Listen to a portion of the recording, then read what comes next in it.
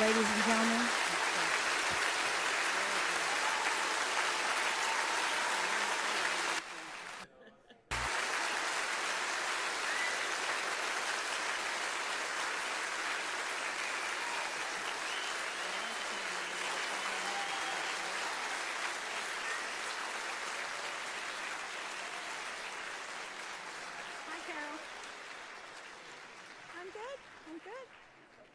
Well, thank you. Well, I appreciate that. Let's see if I can foul it up this time and break my record. Cabbage with a C is a cultivated plant that's eaten as a vegetable. Cabbage with a K offers simple, hassle-free loans to small businesses. Cabbage with a C provides on-the-spot access to coleslaw. Cabbage with a K provides on-the-spot access to up to $100,000 in working capital. Try Cabbage with a K. Our simple online application can give you instant access to a business line of credit. For coleslaw, you're on your own. That's Cabbage with a K, a Forbes 100 most promising company. You're going to be online seated there at cabbage.com.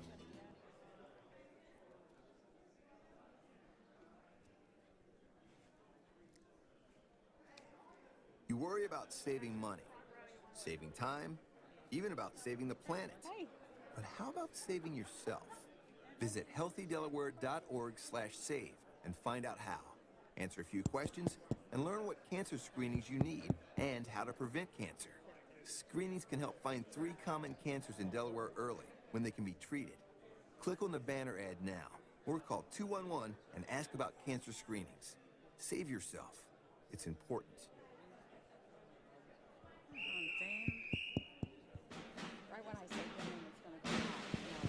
From the halls of Montezuma to the shores of Tripoli, we fight our country's battle in the air, on land and sea.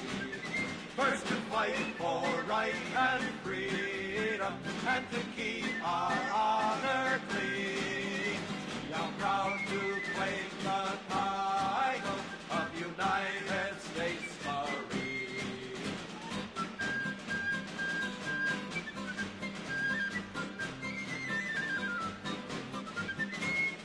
Flags unfurled to every breeze, from dawn to setting sun. We have fought in every clime and place where we could take a gun. In the snow of far-off northern lands and in sunny tropic seas, you will always find us on the job, the United States Marine.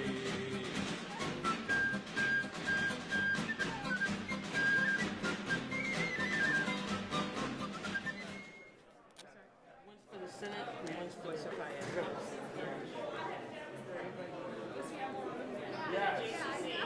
That was, we were cramped up there.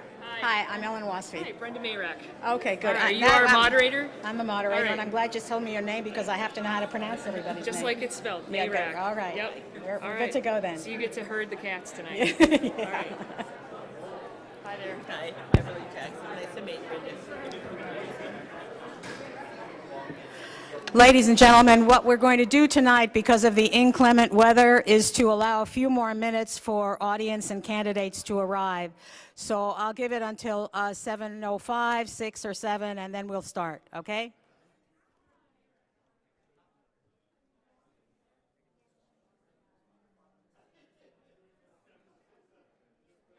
A strike we fought for life and never lost our nerve.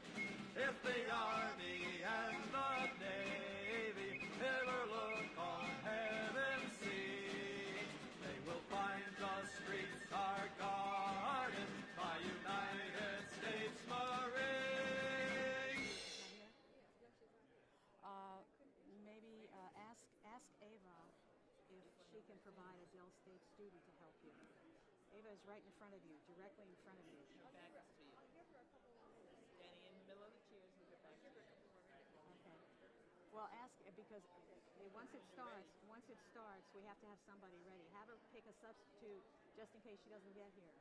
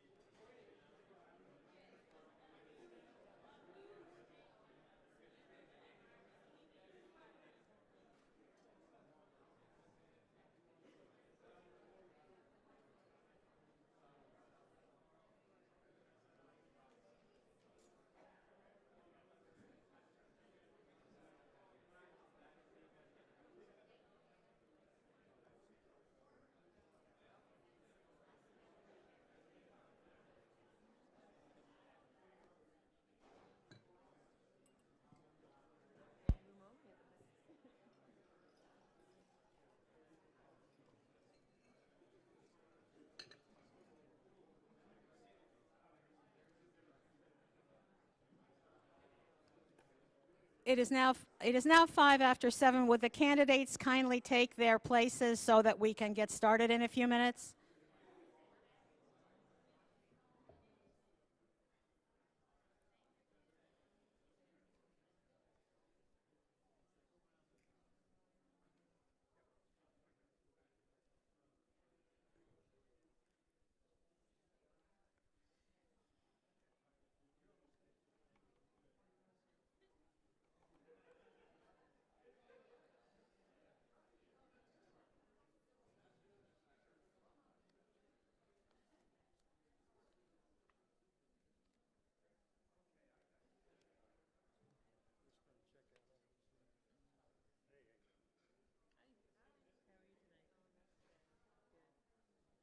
Trying to get a seat where I can see everyone. More as they go to the middle. More to that middle, or even the left.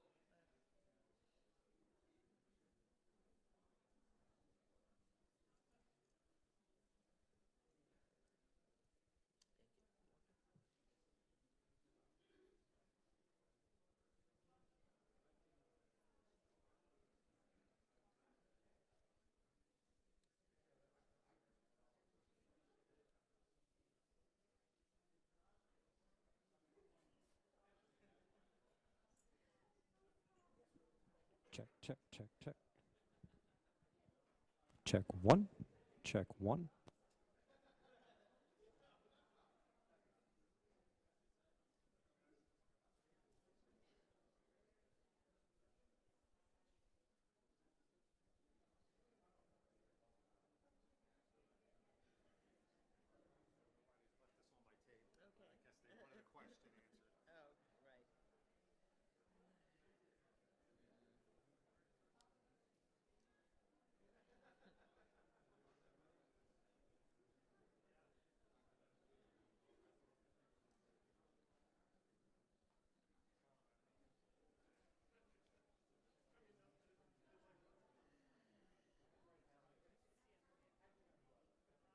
Okay, there you go.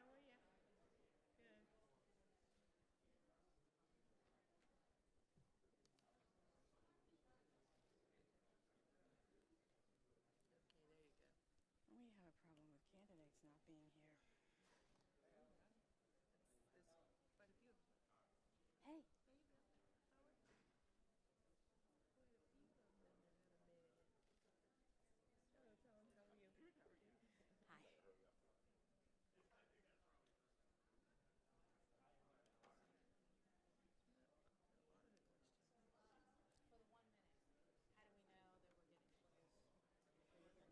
You see those two people there? They will have a sign that says 15, which means you have 15 seconds left, and they will have a sign that says time. They are the timekeepers. That's why we put them right in the middle. Yeah, then I get really nasty. Good. 3 minutes. Okay, And, she'll want to be sure she. oh, I'll call on you. Oh, yeah, okay. Don't worry about it. She's saying Catilla, isn't she? No, she hasn't said Yes, yes. Yet. No, no, no, no, no. Hi. I'm Ted Kittila. Thank you so much for coming because I have been having discussions all day on how to pronounce your name. I said, is it where? It's like Skittles, the candy. Kittle. Oh, Kittila. Kittila. Kittila bits. Okay, okay. This has been freaking me out all day. Oh, I don't wanna freak anyone out. Okay. Okay.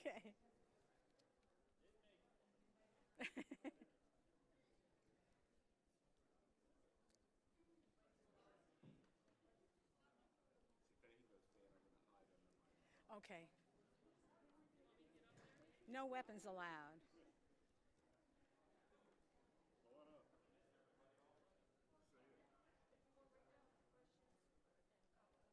That looks like a weapon. We might need to put that to the side. Anybody?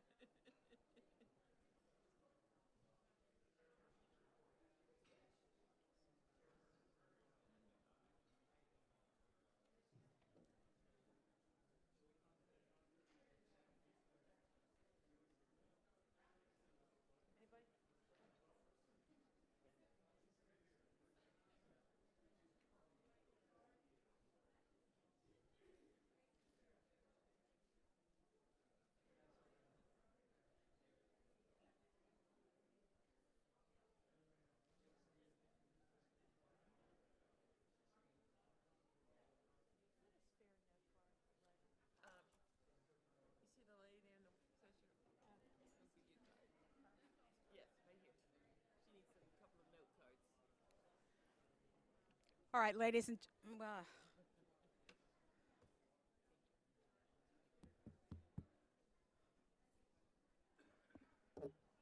is my mic man?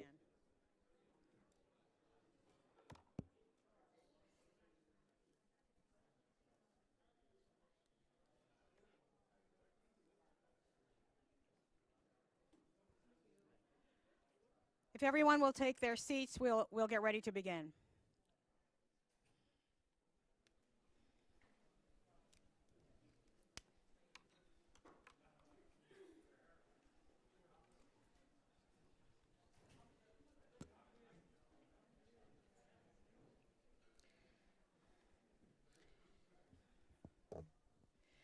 Ladies and gentlemen, good evening.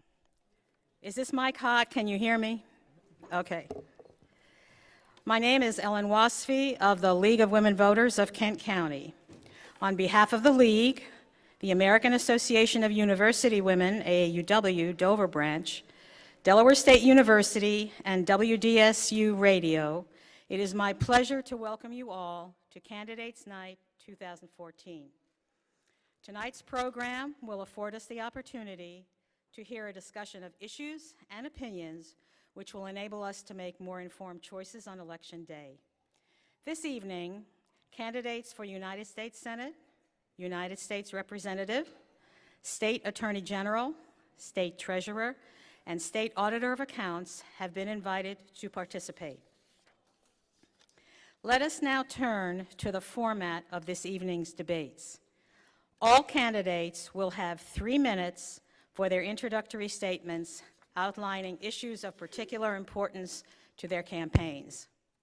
League of Women Voters of Kent County President Dr. Phyllis Edamatsu and her Delaware State University assistant will act as timekeepers. They will notify the candidates when they have 15 seconds left, there's the 15 sign, and when their time is up. In fairness to all the candidates, we request that each observe these time limits. The initial speaking order for each office was determined beforehand through the method of random choice by the League of Women Voter Candidates Night Committee. Following the initial presentations, all candidates will have the opportunity to respond to questions posed by the audience. Each candidate will have 1 minute to answer each question and 1 minute for rebuttal if desired. Each candidate is limited to 1 rebuttal per question. Members of the audience have been given index cards at the entry door on which to write their questions. Volunteers from the League of Women Voters and AAUW will collect these cards as they are held up in the air. If you require additional index cards, please raise your hand and a monitor will bring them to you. Questions should be addressed to a particular office, and all candidates running for that office will have the chance to respond. We will do our best to address as many of your concerns as possible, but please make the effort to write your questions legibly. If we can't read them, we can't ask them. One final word regarding tonight's presentation. It would have been impossible to organize such an event without the conscientious efforts of civic-minded citizens who spend hundreds of hours planning and attending to details. Our thanks go to the League of Women Voters Candidates Night Committee, Mary Kay Eggers and Jill Fuchs, who contacted and followed up with the candidates directly, Joan Brookelman, who issued the letters of invitation to all the candidates,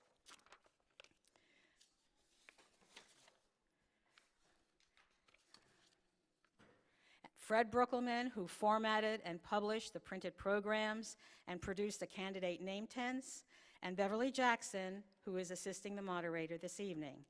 We also thank volunteers from the League and AAUW for monitoring tonight's forum, and Mark Fels of Actors Attic for providing the sound system. Finally, we could not have produced this evening's program without the enthusiastic cooperation of Ava Perrine, advisor to WDSU Radio, and Matthew Fortune, director of conferences and events at Delaware State University. We truly appreciate Del State's gracious hospitality and public spirit in offering this venue to the Dover community. In addition, as indicated in your program, WDSU Radio, The Hive, Channel 15, DSU's student-managed closed-circuit radio station, offers heartfelt thanks to the offices of the President, Provost, Institutional Advancement, and conferences and events for generously supporting this collaboration between students and the local community, thereby making Candidates Night 2014 possible. We thank WDSU Radio for broadcasting this event and Delaware State University for streaming it live on the Del State YouTube page. And now, let me introduce the candidates, beginning with candidates for United States Senator. And as I call your name, please give your 3-minute introductory statement. Our first candidate for United States Senate is Andrew Groff, Green Party. Yes, good morning, and thank you for the introduction, and thank you for the League of Women Voters for having this great event. This is my second time running for Senate. I ran a couple years ago, and we had a great debate down here with Mr. Carper a couple years ago. And my fears then have been kind of realized that I was worried about the status quo. We all know that Congress doesn't exactly have a great rating right now, and we have a lot of incumbents there who had a pretty good length of time to get things done and haven't. So I think we have to start thinking of a country about who we're putting in office and what our parties are doing for us. I'm Andrew Groff. I'm born and raised in Delaware, went to the University of Delaware, started a high-tech company after working for Fortune 500 companies for 25 years, and I also teach at Dell Tech in the computer department. I'm a technologist, I'm a computer consultant. I know how to start jobs. Every recovery from a recession has started by a leveraging of new technologies, and we haven't done that. In Delaware, we seem to be stuck on coal and oil and chicken plants and things like that, which are all fine, but we haven't done anything to really renew this economy and renew this state. And I blame our leadership for that, because it's all out there. Read it in Wired Magazine, read it in Popular Science, read it everywhere. It's all out there. These guys are spending time filling their coffers for elections. $9 million, my opponent here has raised for this election. And it begins to be curious as to who's buying whom around here and who's representing you, the people, when there's $9 million somebody spent out there for some influence. So I ask you to keep an open mind. If you want change, you're going to have to change your mind a little bit and look at new candidates. I've been all over this world. I've worked in factories. I've worked with business people all over this planet, China, South America, and Brazil, in Europe, and Italy, and Germany, and England. I've been in mainland China and the factories there. I know how things work throughout the world, why we're not getting our tax revenues from our corporations, why our banks are failing us, why the drug trade is off the charts. It was just reported today why the drug trade's off the charts. Afghanistan has a bumper crop of opium. They own 80% of the opium poppies in the world. Somehow it's making it here. We had a debate last week for the NAACP. These guys didn't even show up. So you got to start thinking and checking your sources as to who's supporting the people and who's lining their pockets. So I'm Andrew Groff. I'm with the Green Party. The Green Party is a lot more than just environmentalists, and I ask you to consider what I have to say tonight as a business professional. Thank you, Mr. Groff. Our next candidate for United States Senate is Senator Christopher A. Coons, Democrat. Thank you. Good evening, and my thanks to the League of Women Voters and to Delaware State University for hosting tonight's forum. Tonight, I hope you get a chance to learn a little bit more about my vision for Delaware, my record of service, about what I believe and why I'm seeking my first full 6-year term in the Senate. I believe in the American worker, in the possibility of Delaware being a state where we invent things and grow things and make things again.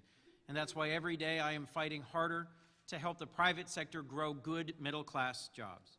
I believe every young Delawarean deserves the same chance to succeed, which means working harder to make sure more kids get to college and can afford it when they get there.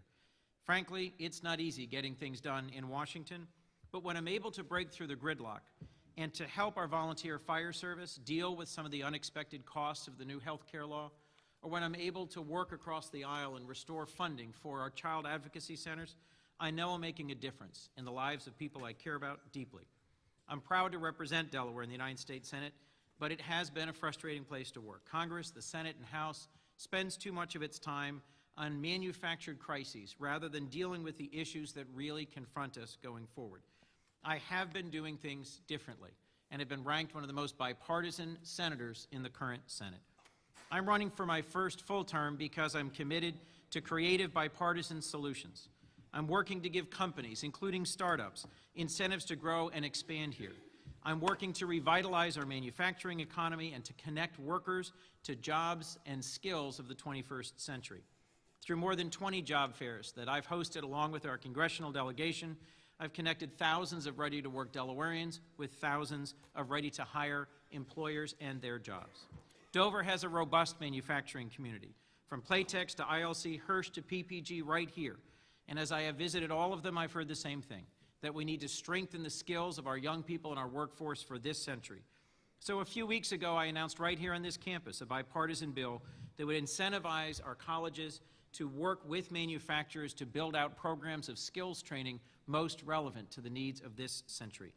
It's a small but important step forward in a bipartisan way to deal with the real challenges facing our community. Delawareans want progress. They want us to move forward, and they don't want us to spend our time simply fighting. If I'm fortunate enough to get your vote on November 4th, I'll continue my efforts to find common ground, reach across the aisle, and get meaningful things done for our great state. I do it because it's what Delawareans expect of their elected officials. We also expect a night like this, where we can get ready and in-person access to those who serve us, and where we have a chance in a respectful and positive way to engage in a constructive dialogue. I look forward to that discussion tonight. Thank you. Thank you, Senator Coons. Our next candidate for United States Senate is Kevin Wade, Republican. Thank you for coming out on a rainy night. I hope none of you were as delayed in the traffic as I was. I'm Kevin Wade. I'm proud to be the Republican candidate for the United States Senate here in Delaware. Although I am the Republican candidate, I am not running on behalf of the Republican Party, and I certainly am not running on behalf of the Democrat Party. I'm running because I have a daughter, she has a husband, I've got grandchildren. I'm running because I am scared to death of the future that awaits this nation. You see, we have leaders in Washington who no longer believe in us and our choices and our ways and our values. There is a vital manufacturing base in Dover, but it's not what it once was. Downstate, there used to be the nylon capital, Seaford, and it's a shadow of what that town used to be. Up in Newcastle County, there's the old General Motors boxwood plant that used to build 1,000 cars a day, and now it's a place for weeds to grow. There is no doubt that the policies from Washington have had a hand in the decline of manufacturing in this country. I speak to you as someone who knows manufacturing and job making inside out. Went to work in a steel mill 3 days after high school. Worked my way through college. I started an engineering business. I've helped design the controls and automation behind manufacturing of things that touch every single life in this room. And I know what's wrong and I know what's broken.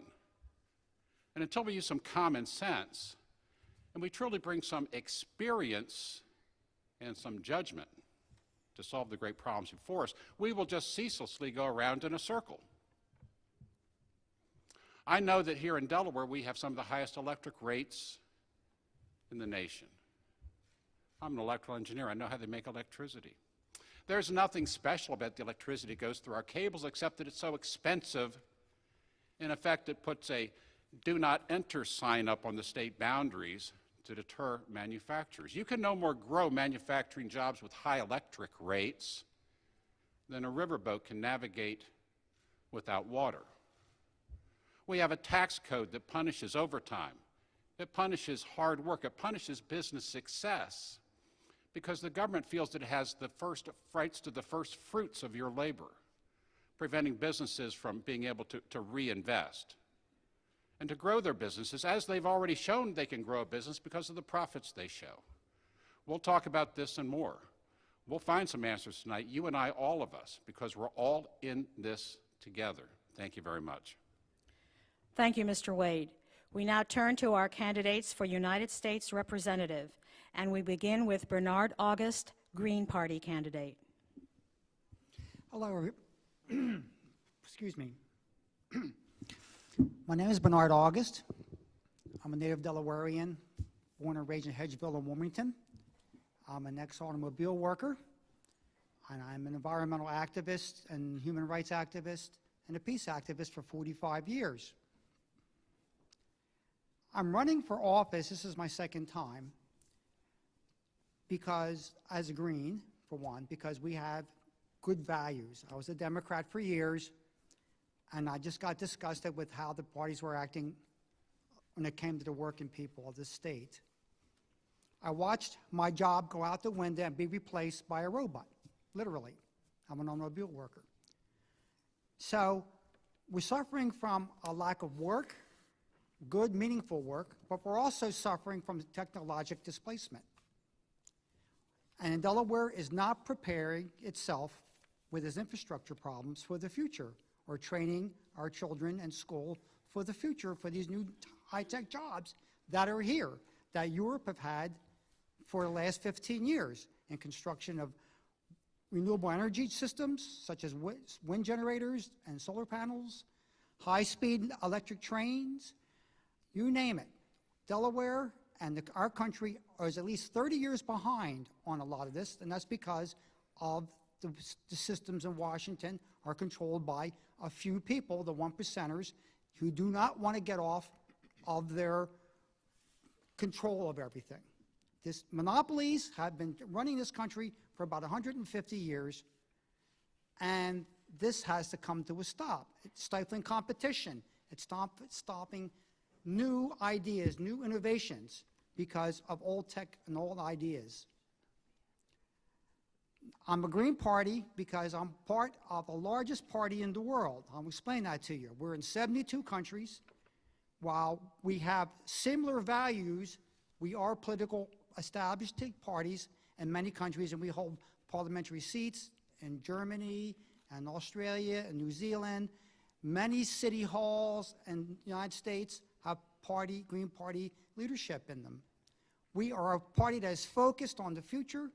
We want to solve our problems by using our common sense, not denying our problems in the world, trying to bring peace, stop war, and let's get on with survival because of the climate crisis we're facing. I have lots of experience at this. I'm practically the only person at the table here that has actually created jobs of the future.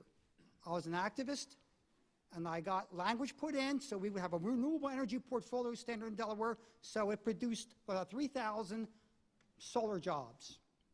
Thank you. So I'll take your questions later. Thank you, Mr. August. Our next candidate for United States Representative is Scott Guesty. Hello, everyone. My name is... Excuse me, Libertarian candidate. I was about to say that. Hello, everyone. My name is Scott Guesty, and I am the Libertarian Party candidate for United States Congress. I want to thank the League of Women Voters for inviting me here for the discussion tonight. For those of you who have not met me, just a little background on myself. I currently live in North Wilmington, the Brandywine 100 to be exact. I live there with my wife, Maria, and my 5-year-old daughter, Virginia. I work and have worked for the last 20 years in the financial services industry. I'm a licensed CPA here in the state of Delaware, and I'm 2 classes away from getting my master's in business administration, and I've earned my undergraduate in business administration at the Richard Stockton College in New Jersey. I'm running as a libertarian because I believe that the two-party system is failing this country. You can't point at one particular political party and blame them for all of our problems. It took both parties to get us to an $18 trillion debt, which has increased 63% in the last 5 years. You might be able to point the finger at the Democratic Party for ramming Obamacare down our throats, but the point is you have to remember that the Republicans had years years to come up with a different strategy that would address the skyrocketing cost of health care and stop insurance companies from discriminating against people with pre-existing conditions, and they did not do so. Both parties embraced the idea of the NSA spying on us, taking our emails and our phone calls. That's a violation of our Fourth Amendment rights. Both parties encourage the increasing of the Federal Department of Education, which take their money and they bribe our state legislatures across the nation that force Common Core standards upon our teachers and our students. And both parties embrace the aggressive foreign policy, which I believe puts our troops in harm's way, does not make us any safer, and doesn't get us any friends around the world. The Libertarian Party does not support these positions, and neither do I. Now, I believe that my experience in the financial service industry, in the private sector, and my educational background gives me the leg up on my opponents because, especially when you talk about the economy, at times when the government is telling you that unemployment is going down, that the Federal Reserve System is telling you that inflation is low, 53% of Americans are still telling you the economy is bad. And I know why that's going on, and I'm not exactly sure that my opponents do. I would support legislation that will lower taxes, cut spending, and reduce government regulations on our large and small businesses. And since I am a libertarian, I will be able to reach across the aisle and work with both parties to come up with common sense answers that'll get the job done. Thank you very much. Thank you, Mr. Guesty. Our next candidate for United States Representative is Rose Izzo, Republican. Thank you, League of Women Voters. I'm really happy to be here. Let me introduce myself. My name is Rose Izzo, and I'm running for the U.S. Congress. I guess some of you have noticed I do have a slight accent. I'm from Brooklyn, New York. However, I am proud to say that Delaware is my home. Tonight is a great opportunity for you to get to me, and hopefully I will gain your support.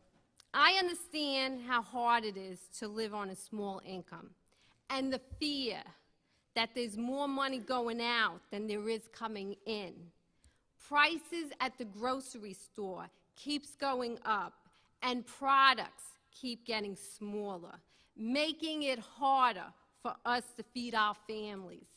I am in favor of better jobs with higher wages because there's no reason why a person working 2 or 3 jobs still come up short at the end of the week. And I want to bring this understanding to Washington's doorstep because enough is enough with the wheeling and dealing of backroom deals and pleasing lobbyists. My opponent and the politicians in Washington have abandoned their principles, their campaign promises, and the people of this great country. Mr. Carney's broken promises. He said numerous times on record that he would fight to get government spending under control and reduce the deficit. However, his votes proved different. In his 2 terms, he voted against a balanced budget amendment. He voted in favor of increasing big government spending. Most recently, he voted again in favor of increasing the national debt. Plus, Mr. Carney voted against the audit of the Fed. These are broken promises that he made. He is either telling us mistruths or he cannot do the job. Either way, he deserves to be fired. Mr. Carney also promised to put Delawareans back to work by helping small businesses create jobs with tax credits. However, his votes proved different. He voted against a 20% increased tax deduction for small businesses. Plus, he voted in favor of a higher payroll tax so that we can't keep more of what we earn. These are broken promises. he is telling mistruths, or he cannot do the job. Either way, you deserve to be fired. Thank you. Thank you, Ms. Izzo. We now turn to our final candidate for United States Representative, Representative John C. Carney, Jr., Democrat. Well, thank you very much. I want to thank the League of Women Voters, the AAUW, and certainly Delaware State University for hosting this forum tonight, and I want to thank everybody in the room for coming. Many of you know me from my time as Lieutenant Governor and my first 2 terms as your congressman, but for those of you who don't, let me tell you a little bit about myself. I grew up in Claymont, the son of 2 educators. I was the second of 9 children. We lived in a small split-level house with 1 full bathroom. With 11 people, it was a little tight, but we learned to share and to get along. We went to church every Sunday. We played sports, lots of sports. And partly because I got to be pretty good at football, I went to Dartmouth College. I worked my way through during the summer and while I was at college to fill in for what my scholarship and student loans didn't cover. After getting a master's in public administration degree at the University of Delaware, I bought a house on 19th Street in Wilmington with my brother, and with the help of my father's credit, we qualified for a 30-year mortgage. I still live in that house today with my wife Tracy and my son Jimmy. My son Sam is off to college. Tracy and I were saving from the time he was born in order to pay for it.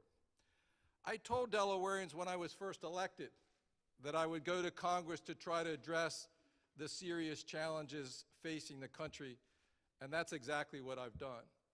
I've worked hard across the aisle to protect and expand the middle class, to preserve the kind of opportunities that I had growing up in Claymont.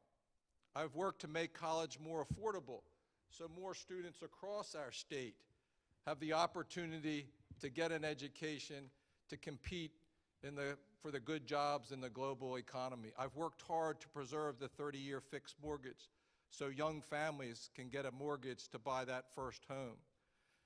And I've worked to support the resurgence of American manufacturing so that parents like those that I knew growing up could get jobs to support their families. When I ran for Congress 4 years ago, I promised to bring the Delaware way to Washington. And to be honest with you, it's not easy. And today, we need more people, Democrats and Republicans, in Washington who are working together, looking for common ground to address the serious challenges that we face. When I go to vote, there's often at the door of the chamber wounded warriors who've lost limbs, arms, and legs, and they thank us. We should thank them by going on the floor to do the right thing for the country instead of worrying about our own political future. That's what I will do for you if you elect me on November the 4th. Thank you. Thank you, Representative Carney. Moving now to our candidates for Attorney General. We will begin with David C. Graham, Independent Party of Delaware. Thank you, and I thank you. My name is David C. Graham. I'm the Independent Party candidate for Attorney General. I'd like to quickly thank Delaware State University for filming this. This was a last-minute approval we got to document what's being said here today. And I'm, as the Independent Party candidate for Attorney General, taking on the alleged two-party political system, particularly in the state of Delaware. And I've only been an Independent Party member for less than 6 months. I was a Republican for 42 years. It's not the Republican Party I joined when I was 18, and I went in the U.S. Army when I was 18. It's not the country it was. And being a member of the Delaware Republican Party is just about as much fun as riding a dying elephant, because you know you're going to go down one day. And yes, there are future leaders in this room today of the state of Delaware, but 2014 is a watershed year. And many of you know me because I've been around for a while. I've been active in Republican politics. I was student government president at Goldie Beacom College way back in 1979 when I worked my way through on the GI Bill. And in 2000, I decided, I got so angry about what the Family Court of Delaware was doing to our citizens. I know the only way you can do it is through our political system. In 2004, they actually paid my expenses to be in the primary for governor because the retired family court judge was so pathetic as a candidate, he was going to take down everyone with him.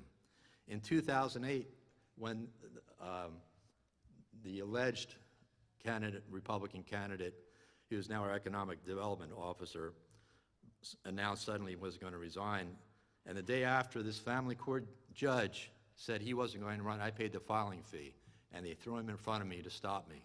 Because I'm the politician, I'm the one running for office that the crooked lawyers and the crooked politicians do not want. I ran in 2010 because they put no Republican candidate up, and I ran to discuss the issues. And so this is 2014. None of these candidates have any management or leadership experience. The Attorney General is a leadership and management experience. None of these candidates up here would pass state Senate muster if the governor nominated them for the position of Attorney General. And it's unfortunate, and I don't pick on someone when they're not here, but I will point out that the Lieutenant Governor bristled at the WDEL races when I pointed out that you shouldn't take campaign contributions from a lawyer if you're running for Attorney General, and he's taken 182 of them according to his campaign reports. And this is a guy that's run and been elected 3 times, and he got to spend $500,000 to get reelected. The most unqualified people running for office we've ever had. Thank you. Thank you very much, Mr. Graham. Our next candidate for Attorney General is Catherine Damavandi, Green Party candidate. Thank you. Hello, everyone. My name is Catherine Damavandi, and I'm running as the Green Party candidate.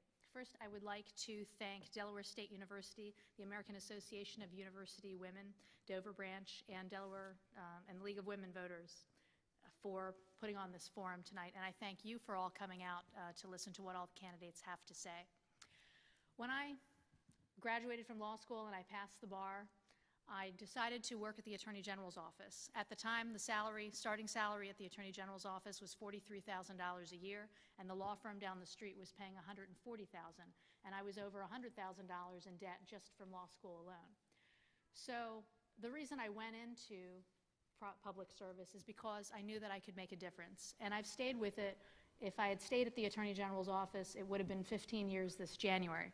I decided to give up my job because Delaware law states that if you want to run for the position of Attorney General and you work in the Attorney General's office, you have to resign.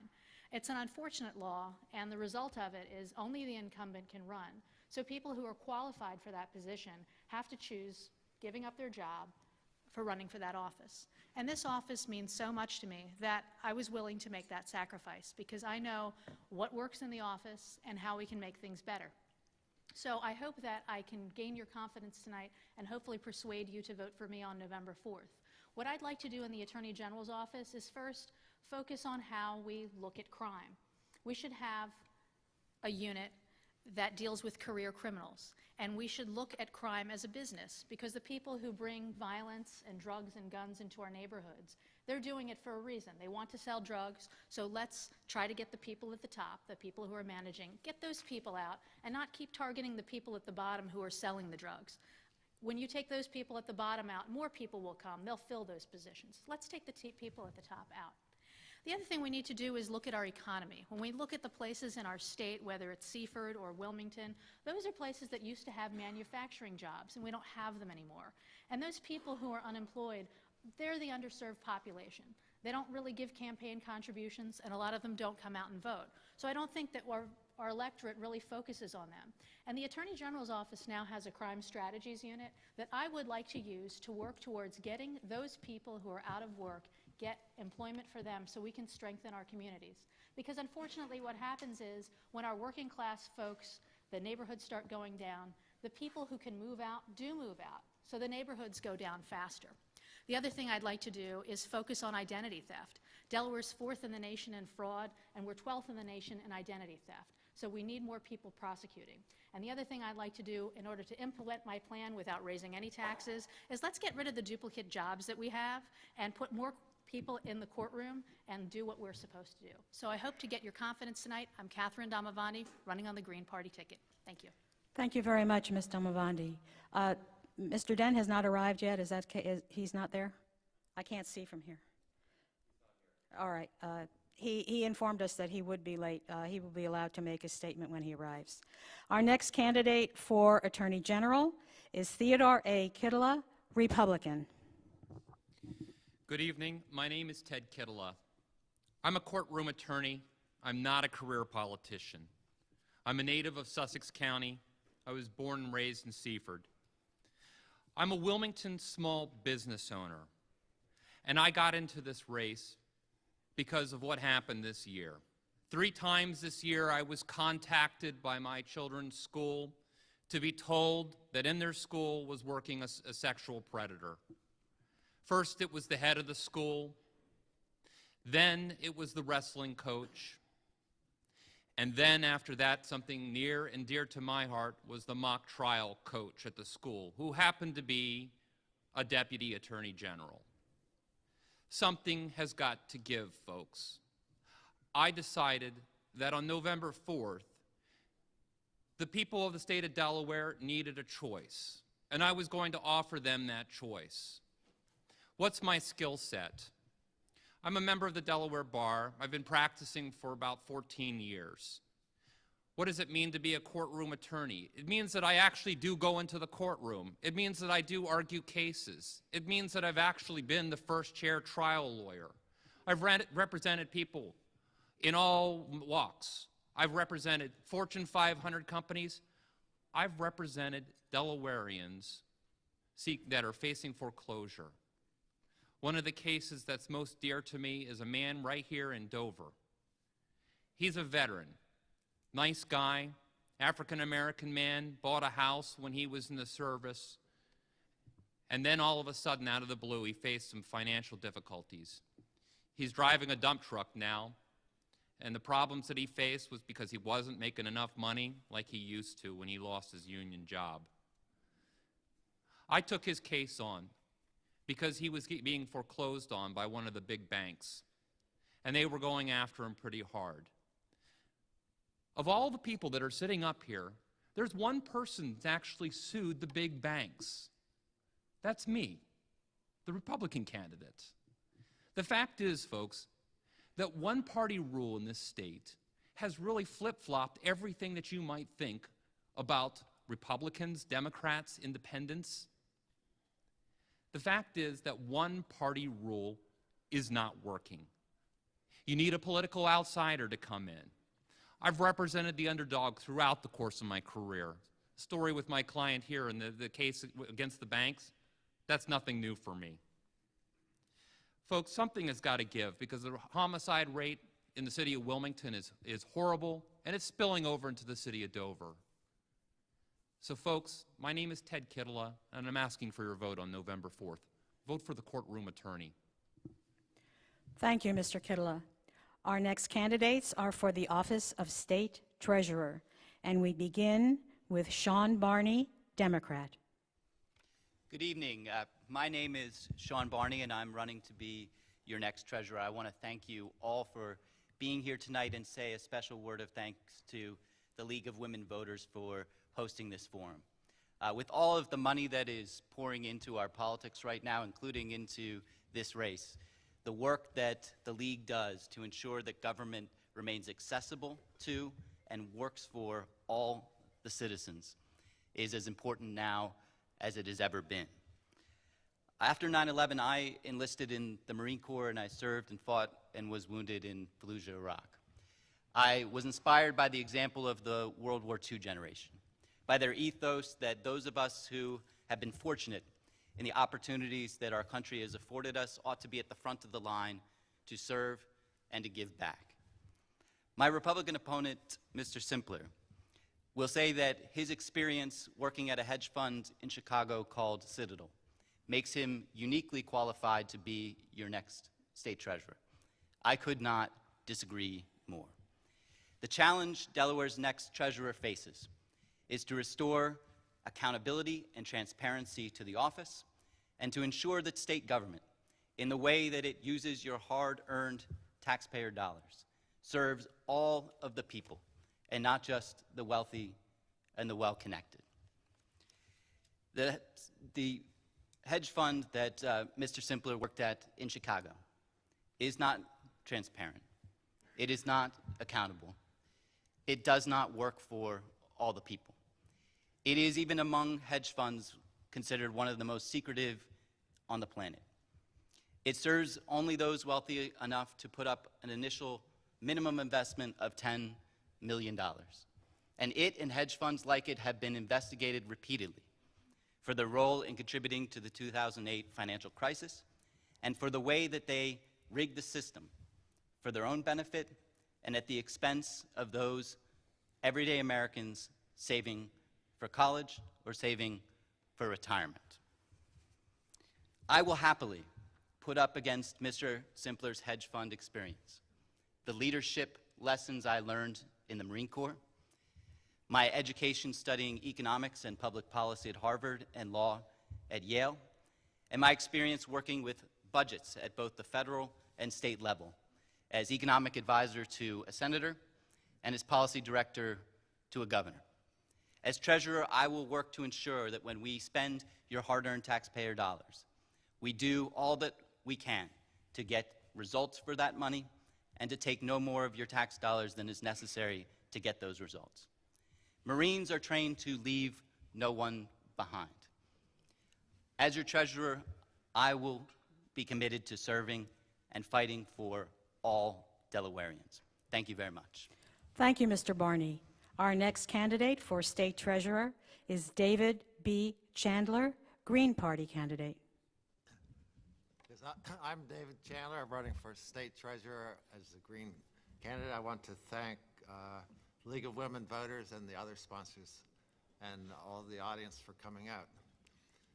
So it's not just one party rule that's failed, it's two-party rule that's failed. I've also been a peace activist for about 45 years. I supported George McGovern for president, and you know, we were disappointed way back in 2007 that our current president said no, he wasn't going to end the war. And that's what we wanted, that's what we hoped, but that wasn't to be. So the Green Party does support ending the war in Afghanistan, Iraq. But let's get back to the state treasury. The managing the state's funds is not rocket science, really. It doesn't require somebody that's been the manager of a hedge fund, and it's not really proven that anything's been that seriously wrong with the way the money's been handled for the last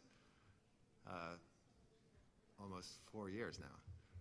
But so the treasurer does have the responsibility to safeguard the state's treasury, and possible threats would be electronic fraud and failure of big banks. So we really can't trust the big banks to be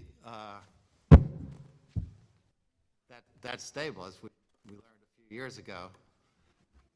So we should insist on FDIC protection, collateralization of debt, and we need expert computer coding so we can keep track of the money and protect it from electronic fraud.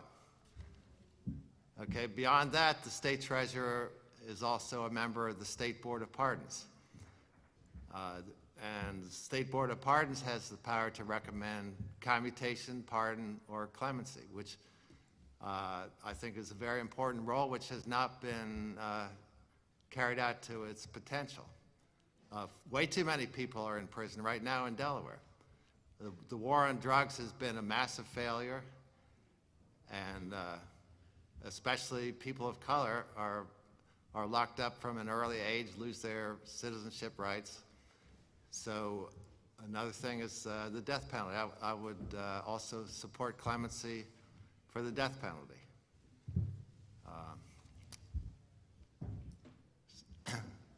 So that's where I stand. Thank you very much, Mr. Chandler. Our next candidate for State Treasurer is Kenneth Simpler, Republican. Thank you. I don't know if we're going to sing Take Me Out to the Ballpark, but if you folks need a seventh inning stretch, this is probably the time. I'll give you 10 seconds of my time, seriously. I want to thank the league tonight. I want to thank you all for being here. I want to thank my opponents. And I am a first-time candidate, so I like to try to look and figure out what the groups I'm speaking at are all about and what they do. And so I did go on the website of the League of Women Voters, and the mission statement has been stated tonight. But one thing that caught my interest was, from your website, the League of Women Voters of Delaware was recognized by the League of Women Voters of the United States at convention March 29, 1958. Its first study was, and here's the title, an evaluation of the financial system of the state of Delaware.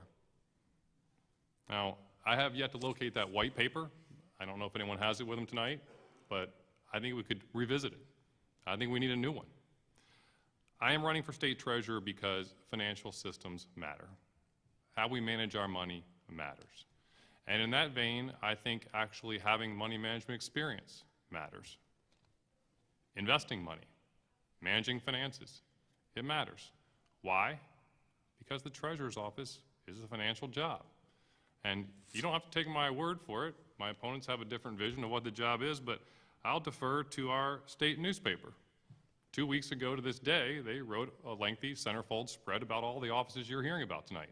And they gave a pretty concise description of each office. And I will read to you from that article published that was entitled What They Do. Pretty easy way to understand it. Quote, for the treasurer's job, his or her job is keeping track of how much money comes into the state's possession and out again, end quote. That's currently $8 billion a year. That's an 8 with 9 zeros after it. Quote, an important feature of today's financial management systems, whether in corporations or government, is to keep the money working, end quote. That's currently $2 billion that the treasurer has custody over and is responsible for investing. Again, that's a 2 with 9 zeros. And finally, quote, the treasurer's job is to invest that money so that it keeps earning more money and the state has, until the state has to spend it, end quote. I don't know what performance figures Mr. Chandler's looking at, but last year on our $2 billion of state money, we lost money. We didn't make money, we lost money. And in real terms, we're going to continue to lose money if we don't address the Treasury like an investment professional. I have 20 years of financial experience, 10 years as an investment manager, 10 years as a chief financial officer. I take finance very seriously, and I believe it's at the core of this job. I will continue to do the job that I've done in the private sector for you as your next state treasurer. Thank you. Thank you, Mr. Simpler. And finally, we go to our candidates for State Auditor of Accounts. And we'll start with Mr. R. Thomas Wagner, Jr., Republican. Good evening, all. Come on, good evening. That's better, that's better. You know, it's really good to be here tonight because normally when I get done these, I got about an hour to go. Tonight when I walk out this door, it takes me 3 minutes to get home, so I'm real excited to be here. It's been my honor and privilege to be your state auditor for over 20 plus years.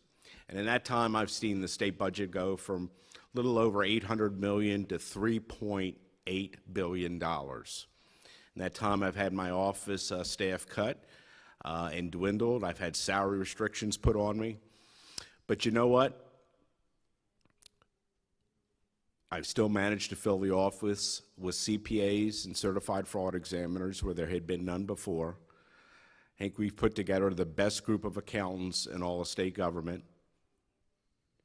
And just to show you what we've done since July of last year, write these figures down, make sure I got them right. $1.9 million in fraud, waste, and abuse uncovered. $2 million in reimbursements that were due to us from the feds, but we never claimed. So it's $2 million that we lost that we should have claimed. And over $18 million in cost savings and audit findings. It's with a staff of 12 people. I think we've proven we can do the job. But I think this year it's a little bit interesting. We live in a state that is totally controlled by one party. The House and the Senate can fundamentally do anything they want with the votes they have. Every statewide office is held by that party, with the exception of the state auditor's office. And I ask you, do you at least want to have the watchdog of your finances, an independent voice, or do you want to have one party controlling all information and all the facts and figures that flow out? Making it more interesting, my opponent is the former executive director of that party, whose job it was to get elected those same people that she's going to have the responsibility to audit.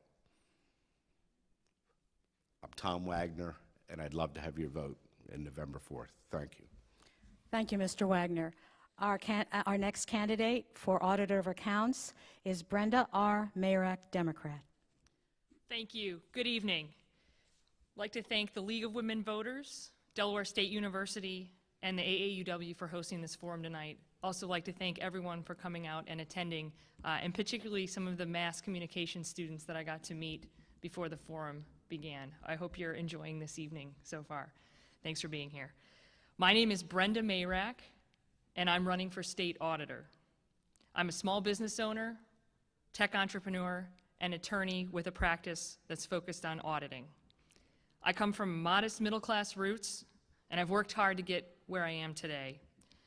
I earned an academic scholarship to attend the University of Delaware, and I also have a master's degree in government management and public policy. I have the right experience, credentials, and leadership skills to be state auditor, but more importantly, I bring new energy and fresh ideas to an office that urgently needs a new approach. I'm running for state auditor because I believe state government has the fundamental responsibility to safeguard each of our hard-earned tax dollars, to root out waste, and to put those dollars to work for all Delawareans.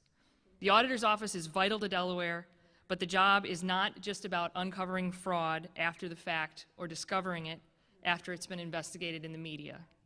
An effective auditor will find new ways to detect fraud as it happens. An effective auditor will spot new ways to save money in one department and then follow through to spread those efficiencies to other departments throughout the state. And an effective auditor will be a credible advocate for the office and will work with both parties to secure adequate and appropriate resources for the office. Last week, I introduced a 5-point plan on my website that talks about modernizing the office. I hope we get to talk about it more tonight. My plan details how we can use technology and smart data mining to detect waste, fraud, and abuse as it happens. My plan will help Delaware nonprofits comply with good accounting practices. My plan offers innovative ways to improve government efficiency and save taxpayer money, and my plan will ensure that school district audits get done every year as required by state law so that we get the most out of our education dollars, and that more performance audits are completed so that we find additional efficiencies. I think everyone understands the value of fresh eyes after you've been staring at a project for too long. My opponent has been staring at Delaware's books for 25 years, where the industry standard in corporate America is that no lead auditor should work on the same books for more than 7 years. 25 years is too long. My opponent has not offered new ideas or a plan for this office and is conducting too few audits. It is time for a change, and I ask for your vote. Thank you. Thank you, Ms. Mayrak. We will return now to the Office of Attorney General. I see that Lieutenant Governor Den has arrived, so we will give him his 3 minutes of introduction. Matthew Den, Democrat. Thank you. Good evening. Thank you very much to the League for letting me speak out of order tonight. I had made a commitment several months ago to a group in Wilmington that works with students with reading differences, and I thought it was important to try to keep that commitment. So I appreciate you letting me come a little late tonight. Tomorrow will mark 3 months since a young man named Rashad Lewis was stabbed to death on South New Street in Dover, which is about a 5-minute drive from here. And he was the first of 3 people to die violent deaths on the streets of the city just in the last 3 months.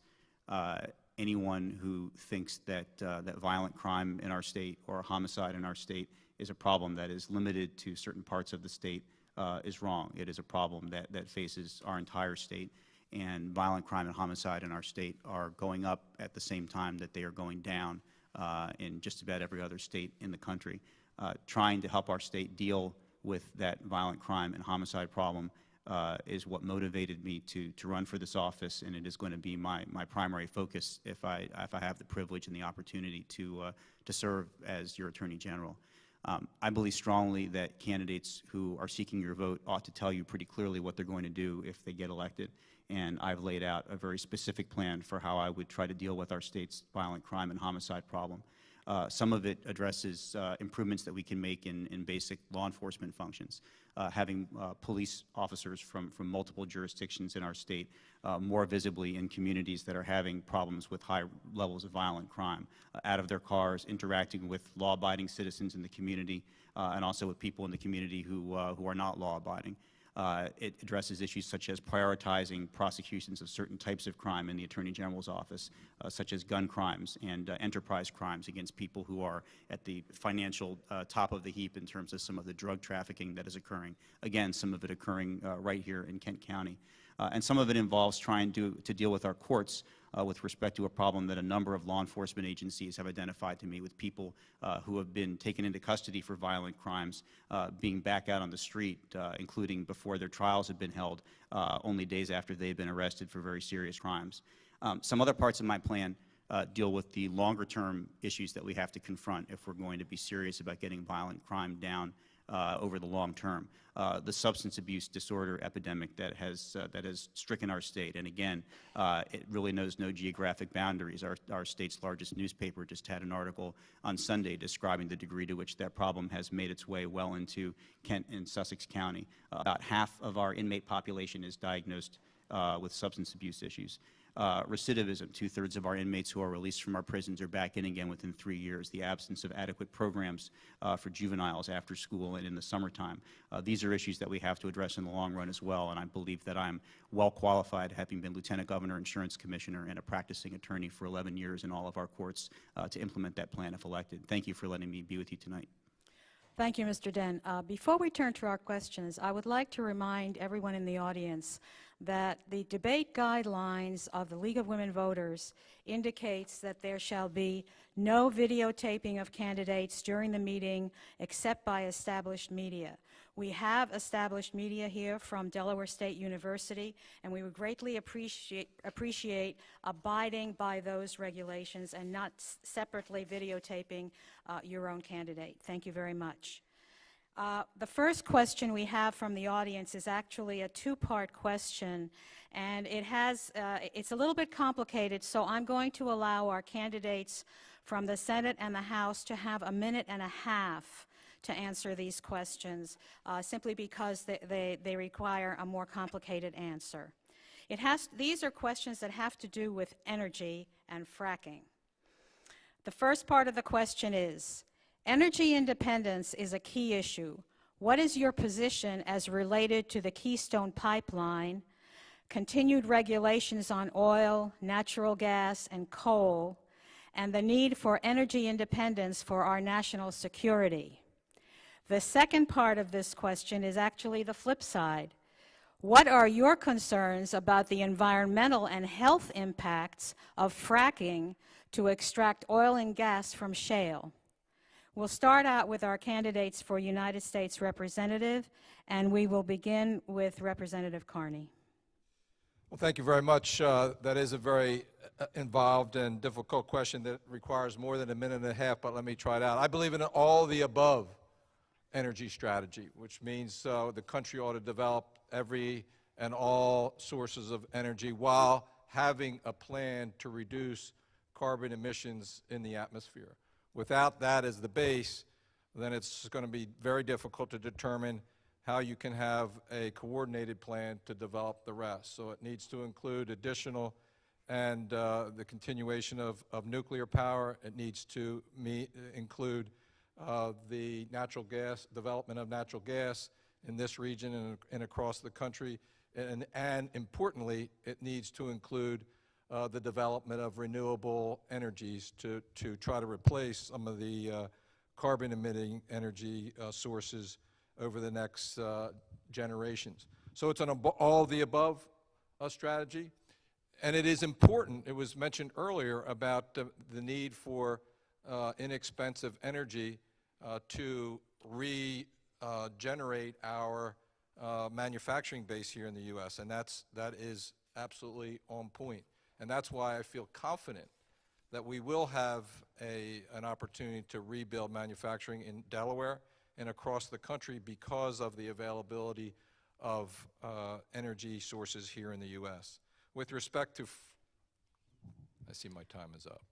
Thank you, Representative Carney. Our next candidate to answer this question is Ms. Izzo, Republican. I think we do need an energy plan that actually includes more of our own resources. The United States has an abundance of natural resources.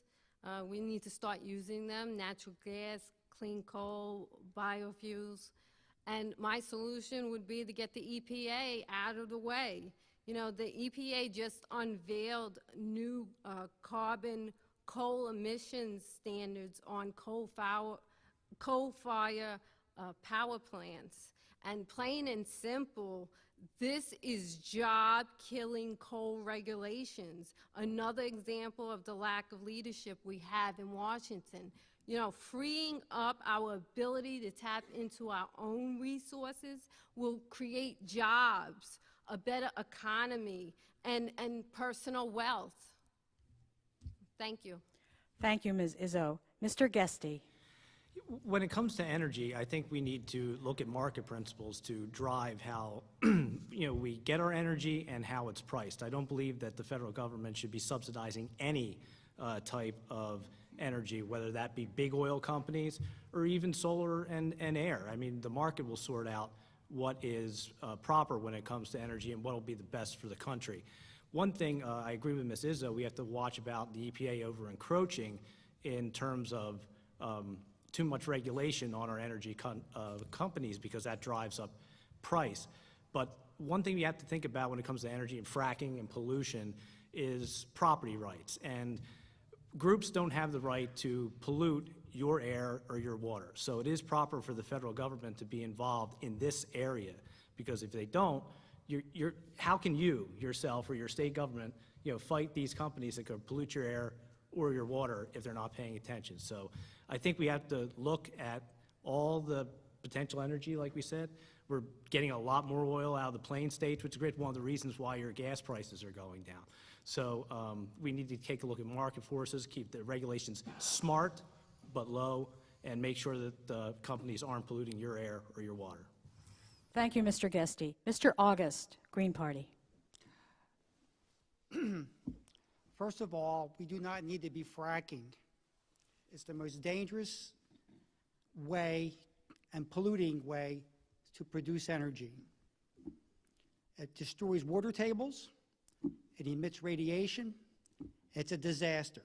The XL pipeline cannot be and must be stopped.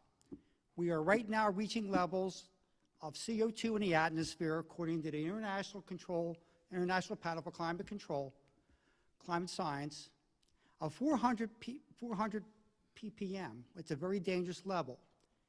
In another 6 months, 4 months in a row of this, all fossil fuel burning has to come to an end. This is a known science fact. The United States has been violating, will not recognize the Kyoto protocols, which other countries around the world have come to grips with. They are doing what they can to reduce their carbon footprint. CO2 is not a good thing to be breathing. I'm a person with a lung condition, trust me. The air is getting worse. Car pollution is getting worse. Gasoline, burning anything. Now, as for having a mix of nuclear, all of these require fossil fuels to do. And it takes 15 years to get a nuclear power plant online, and it takes millions and billions of dollars of subsidies to make this stuff work. So these subsidies have to go to renewables, conservation, and for your house and for new products. This is where we can make it. This is where we're going to make it as a country. Thank you, Mr. August. On this question also, we turn to our candidates for the United States Senate, and we ask Mr. Wade, Republican.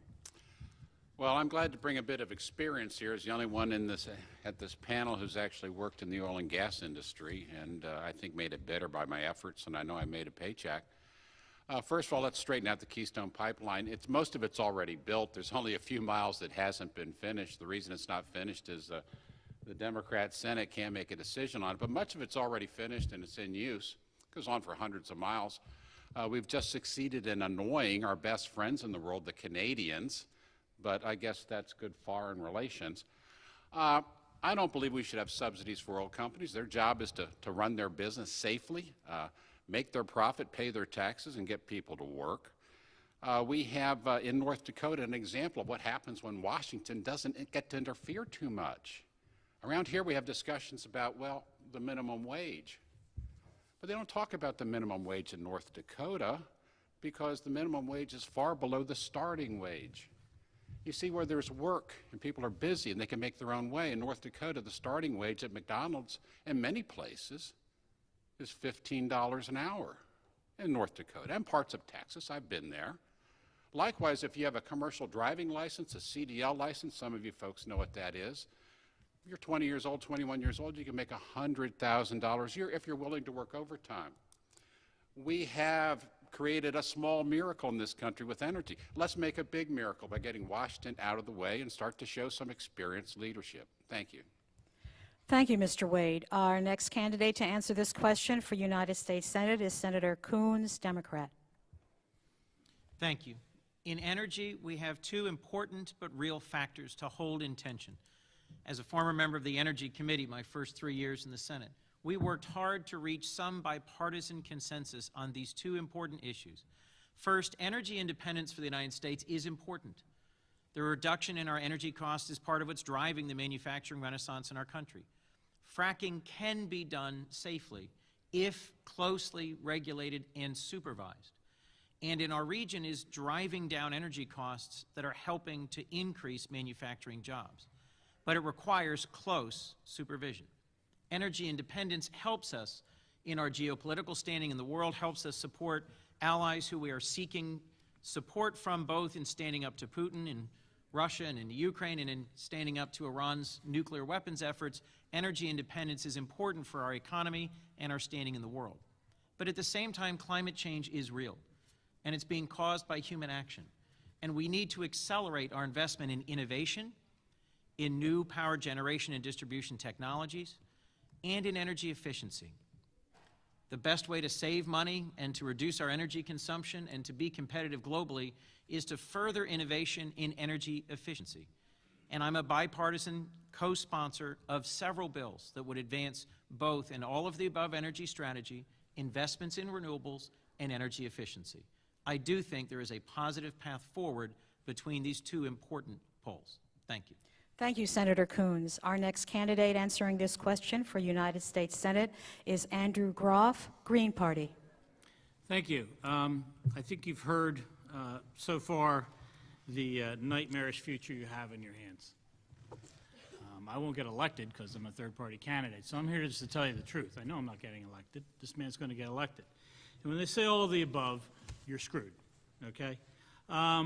Natural gas is a Ponzi scheme. The leases, the fracking waste, the aquifers that are being poisoned will come back to visit themselves and you in your 20s, who are in your 20s now, and your 30s, and your families. So you got to decide what kind of water you drink. Because right now, what is put down those wells for fracking purposes is completely unregulated. So what they do is they get a bunch of chemicals from the chemical industry that they can't dump elsewhere or cost a fortune and jam them down those wells. And then they put them in lagoons and let them evaporate into the air. This is why there's a disastrous cancer clusters in northern central Pennsylvania right now. Fracking gas contains high levels of radon. It comes out of rocks. And anybody who's had radon checks in their basement here in Delaware knows that there's plenty of radon in the rocks on the East Coast. So for those of you, like me, have a natural gas furnace in our basement that vents right out the side of the house. It's 97% clean. but it's not clean of radon, and we all get to breathe that stuff. The Bakken shale oil is another Ponzi scheme. Can't be sustained at $83 a barrel, which is where we are right now. That's a financial house of cards that could crash us as bad as anything that happened in 2009. Good luck. Thank you, Mr. Groff. You'll get a chance, your opponent would like to rebut, so you will get a chance to rebut the rebuttal. Mr. Wade. We have an historic opportunity, if we use some common sense and a bit of business experience, to use this unique proximity we have in Delaware to the massive natural gas fields of Pennsylvania and our position on the Atlantic seaboard to create 5,000 to 10,000 jobs, real jobs, high-wage jobs, by simply building an export facility so we can sell the natural gas that our European allies desperately would like to buy from us in the United States. It won't take federal money. It won't take state money. The Europeans will provide every penny to build that facility and put Delawareans to work. Let's not miss an opportunity when we desperately need blue-collar, high-wage jobs. This isn't time for more Washington insider talk around and around, but never going forward. We need to move to create 5,000 to 10,000 jobs right here in Delaware and right now. Thank you. Thank you, Mr. Wade. Mr. August? The idea of shipping liquid natural gas out of Delaware is a fantasy. It will not happen. We do not have the facilities or the natural environment in the Delaware Bay to do it. Right now, there's a place in Baltimore called Cove Point, and people are fighting it. This is a zero-sum game. Natural gas is heavily subsidized, and fracking gas wells are running out. As Mr. Groff stated, it takes so much energy, much more energy to produce the fracking gas than it does to get it out to ship it and burn it. So this is a no zone, it's a dead zone, and so will Western Pennsylvania be if this continues on. Thank you.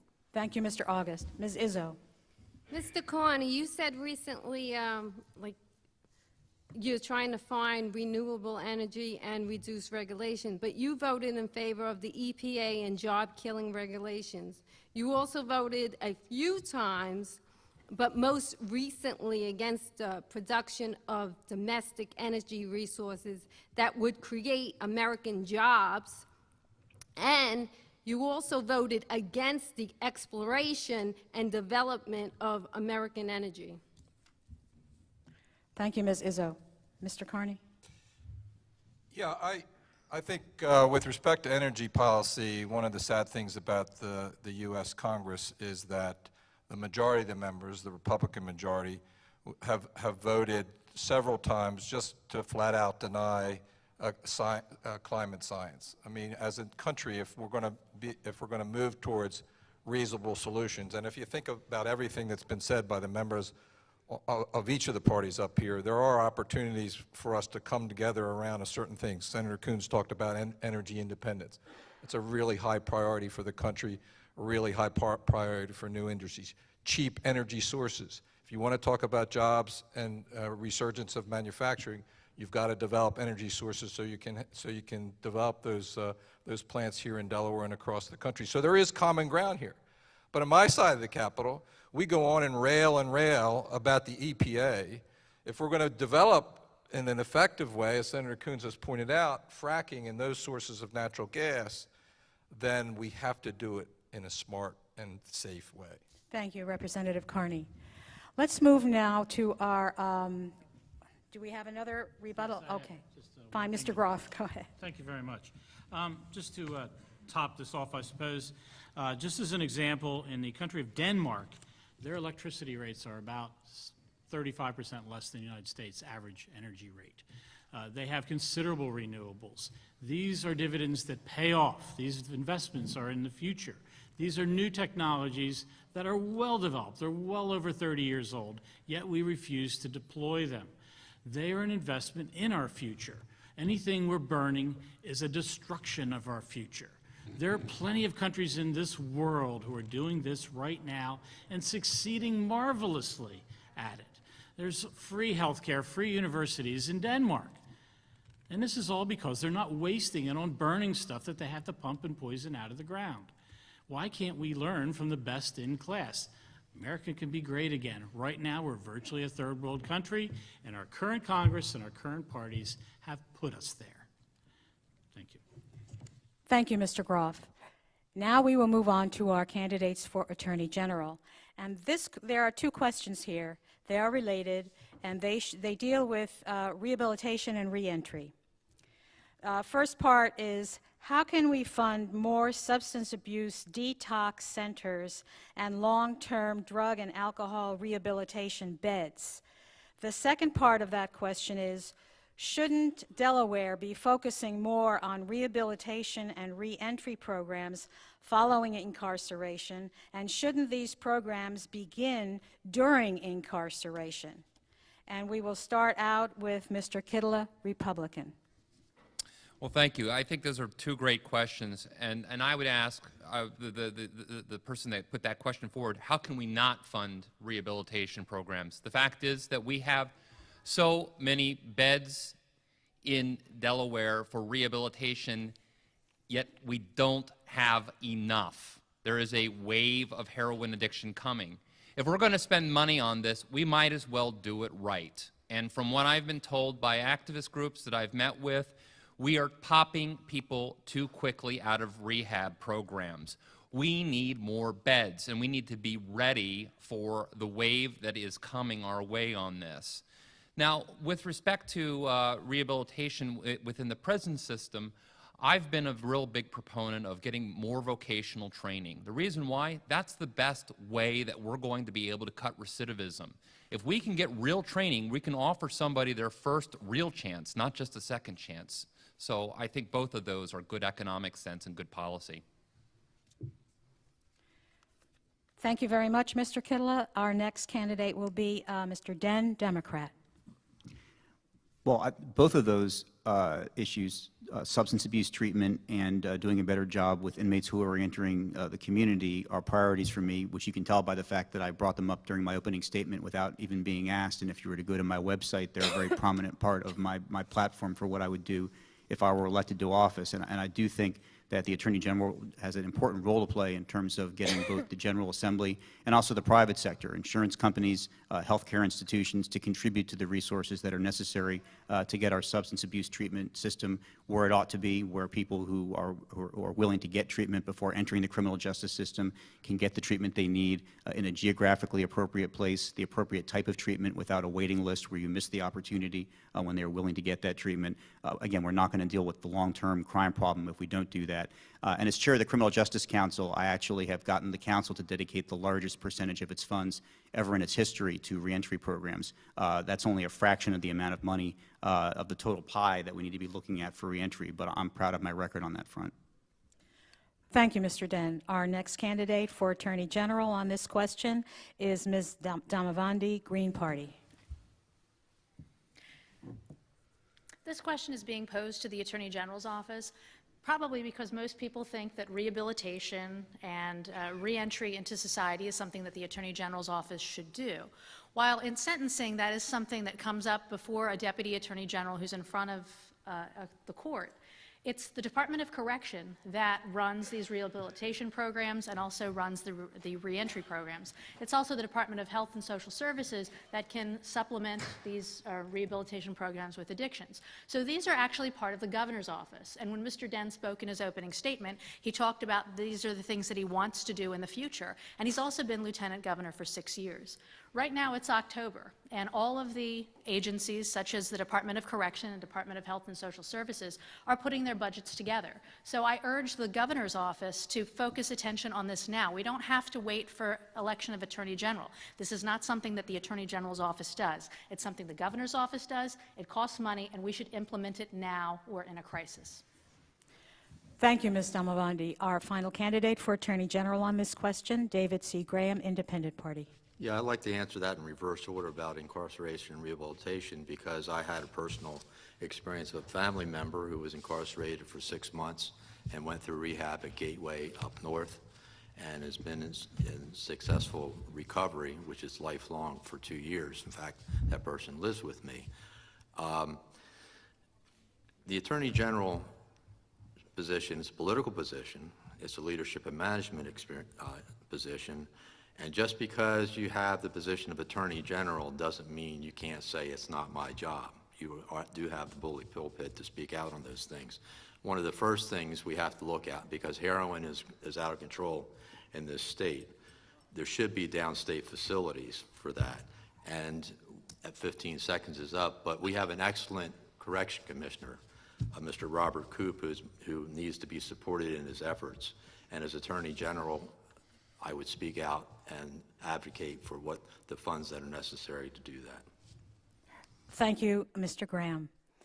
Moving to our candidates for State Treasurer. There are 2 questions dealing with cash management. So I will read them both, and you can deal with both of them. The Treasurer is the only elected official that may call an emergency meeting of the Cash Management Policy Board and set the board's agenda. Please give a concrete example of how you would use this authority, and please articulate what agenda you would set, giving your reasons for calling the board into session.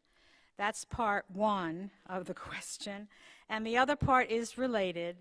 How do you or would you navigate the relationship between the Cash Management Board if you felt their recommendations were suboptimal? We'll start with our first candidate for State Treasurer, Mr. Kenneth Simpler, Republican. I think it's very important that you have a treasurer who can call the board into action because, for instance, just last week, the 10-year Treasury note broke 2%. We haven't seen that in a long time. There's been a lot of volatility in the markets as of late. The guidelines that we have 9 banks managing our money, they still are answerable to the state of Delaware. I've worked on Wall Street. I've worked with all these brokerage outfits. I know their incentives and I know their limitations. They might be managing $200 to $250 million a piece for us, but that's a pittance to them, to be quite honest. Someone has to be at the helm of the Treasury every day when markets change and markets move. When I managed $1 billion portfolio for a lifetime, I also did answer to a board. I had an oversight committee. The way you work with a committee is you work with them as a committee of peers, but as the day-to-day manager, you are first among equals. That board is thinking about other things. They have their own business. They might have their own portfolio to manage.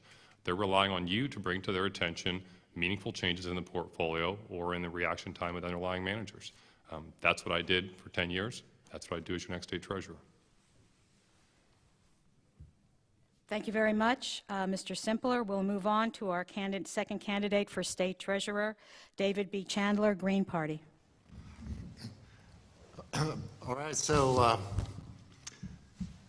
I didn't realize that so far this year the state treasurer had lost money, but that's not too surprising because short-term interest rates have been very close to 0, and if the 10-year Treasury rate goes up, that means if we are invested in those bonds, our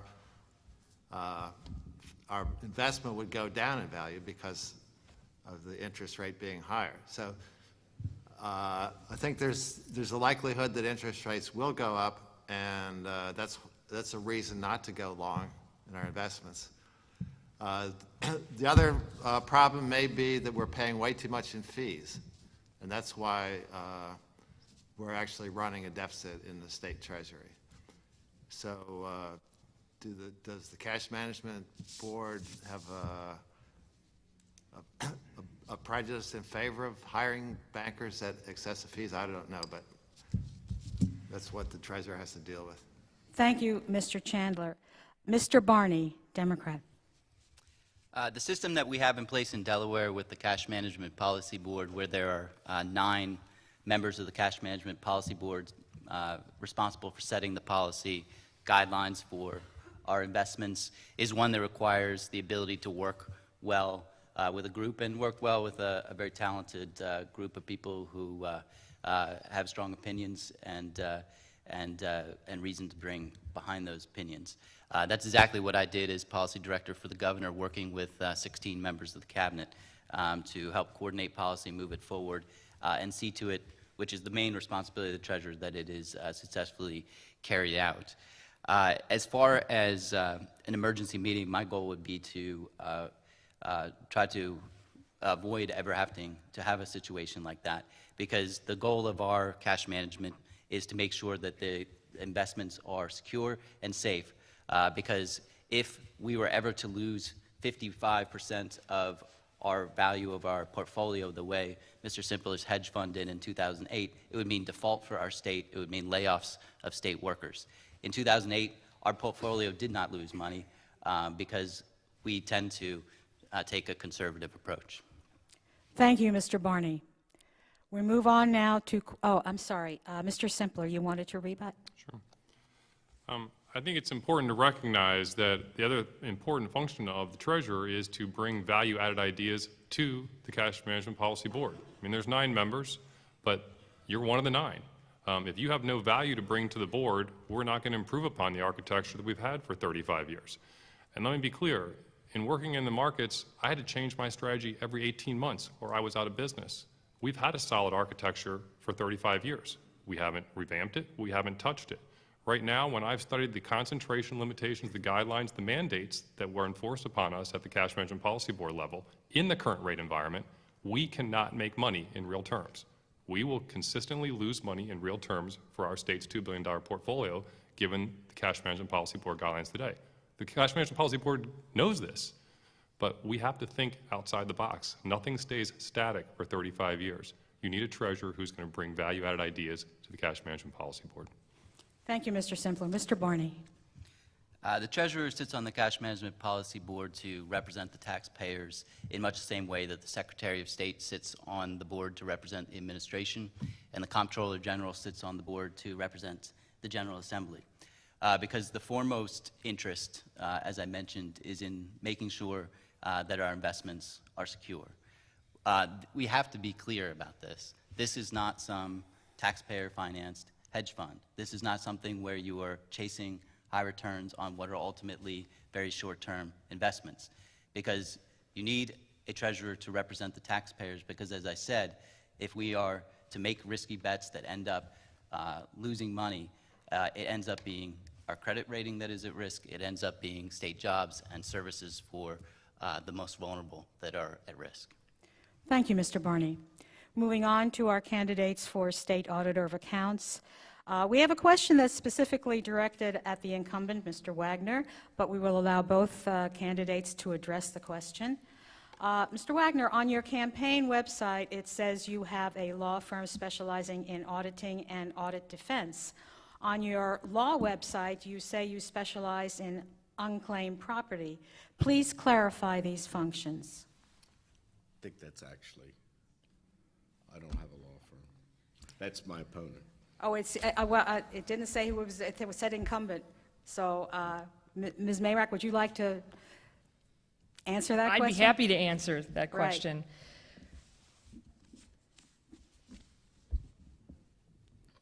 My opponent, actually through the Republican Party this week, issued what I would view as a silly political attack about my experience. I am an attorney. I'm a small business owner. My law practice focuses on auditing and audit defense in the area of unclaimed property. I've been accused of misleading voters. I've done no such thing. I've been very clear about what my experience is. I think it's unfortunate that this has occurred. I think it goes to what I've been talking about. My opponent, after being in office for 25 years, does not have a record to talk about, does not have any new ideas for the office, but instead is resorting to political attacks. I have the right experience for this office, and I'm offering new ideas. And it's time for a fresh set of eyes on the books of Delaware. Thank you, Ms. Mayrack. Mr. Wagner. Yeah, I'll respond, I guess, in essence, and throw that around. You say that you have a practice dealing in auditing and audit defense. I mean, auditing is defined by professional accounting standards, and unclaimed property does not come under that category. You know, unclaimed property is basically funds that a corporation has that they cannot readily identify, and the government says that we now want to take that money from you, and unclaimed property is dealing with that issue and back and forth between the state. I mean, to allude to the fact that that gives you the experience to audit $17 billion that flow through the state accounting system, following professional standards and guidelines, quite frankly, is a misrepresentation. Can I? Ms. Mayrack, rebuttal. Thank you. To get into the specifics of my law practice, I represent Fortune 500 companies, and I help them review their books and records and their compliance procedures and come into compliance on their unclaimed property reporting on a multi-state basis, including the state of Delaware, which figures very prominently in that process. I have a very unique and specialized law practice. In fact, I'm one of only a dozen lawyers nationally that specializes in this area. It's very much based in accounting and financials. It's a very specialized practice area. In addition to that, I've started my own business. I also have a tech company where I have designed and built an app that addresses inefficiencies in the legislative process. Being state auditor is about being an advocate for the taxpayers, and that starts with being an advocate for the office and a leader of the office, which again, my opponent has shown that he is ineffective at even working with his own party to get proper staffing and resourcing for his office. I have the right experience to be state auditor, and I've been very clear about that. Thank you, Ms. Merrick.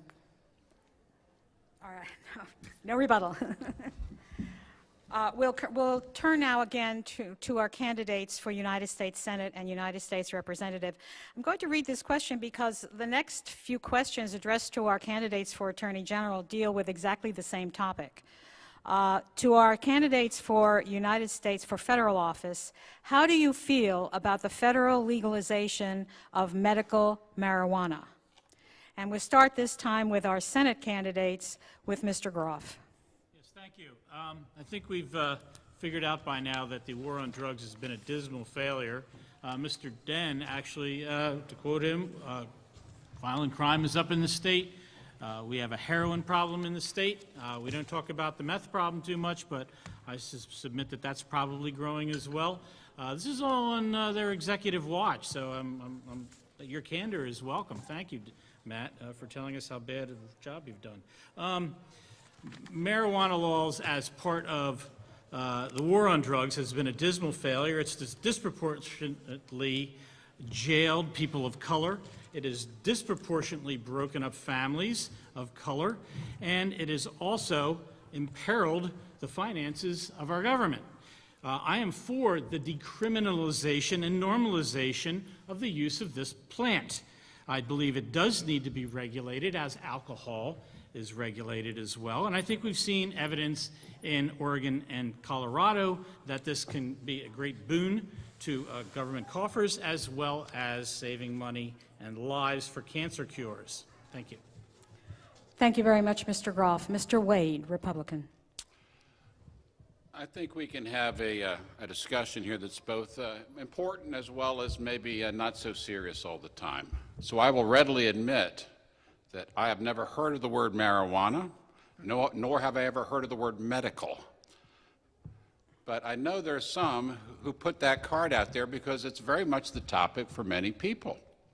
And we deserve to give them an answer. And I think a big part of that answer, strangely enough, oddly enough, how much time do I have? Because I can drag this out all night. Oddly enough, was given to us by our founding fathers. You say, what? There's the Fourth Amendment to the United States Constitution, the Bill of Rights, 54 words, just 54. And it guarantees your privacy at home. Okay, full privacy. It says it doesn't matter what you grow in your backyard, how you prepare or consume it in your kitchen. As long as you're not intoxicated out on the public highways, it's entirely your business. Now, those who need a prescription, let's put that through the pharmacies, but let's take away the tinge of someone standing on the street corner selling pot. Thank you very much. Thank you, Mr. Wade. Senator Coons. Your question was about support for the legalization of medical marijuana. So to that narrow question, I support legalizing the use of marijuana under medical supervision to deal with the pain and suffering of those, in particular under cancer treatment. I have known folks who have found enormous relief in the access to marijuana and other painkillers when undergoing very painful and difficult medical treatments. And I think it's important that we extend this opportunity for people who need some relief from their physical suffering. But as my colleagues here have sort of expanded the discussion for a moment, let me speak to the question of whether we should decriminalize or even legalize marijuana as well. The state of Colorado is engaged in an experiment with the full legalization of marijuana, which I don't support. I think we need to watch very carefully the potential impact on families, on communities, on law enforcement. And I do agree that the war on drugs more broadly has had some very negative, very unfortunate impacts, and we need to be careful in balancing public health and public safety. Thank you, Senator Coons. Turning to our candidates for United States Representative, same question. We'll start out with Mr. August, Green Party. I've been studying the war on drugs for about 15 years. I've read about 15 or 20 white papers, and I conclude that the war on drugs is a failure. We all know this with the violence that's in our streets, and there has been recently a UN conference on what to do about the drug war and the problems of drugs worldwide. It's a worldwide business. That's how the banks make their money. According to the UN banking regulators that watch that, it's a $365 billion a year business, and that's where most of the banks are getting their money from. They're laundering drug money. Now, the frustration level to the people that at this conference that we're saying is that we need to come up with a different way. So let's decriminalize it all, regulate it, give people who are drug addicted a place to go to buy the drugs, to use the drugs safely and not spread disease, and guarantee them treatment if they want to get off of it. This way you'd stop the crime on the streets. You would use a model like in Portugal. Thank you, Mr. It's working very August. well. So. Thank you very much. Our next candidate is Scott Guesty, Libertarian. It is tough to keep within 1 minute on this subject because it is deep, and I do support. I apologize for having to keep you to the time, Lou, but we have a lot of candidates up here. As I said, to say that we should regulate marijuana, yes, we should. It should be legal for medicinal purposes, and I think we do have to expand it to personal use. Mr. Coons mentioned the experiment in Colorado, and right now, after the first 3 months that they had it, the murder rate in Denver, where they had the largest population metropolitanly, went down 53%. Break-ins were down in cars, sexual assaults were down. Also, they delivered $1.9 million to the local government in Denver as a result of the sales and the taxation of medical marijuana. I would think the people in Wilmington would appreciate a 53% drop in homicide rates, and I think that the local government would also appreciate the tax funds that come from it.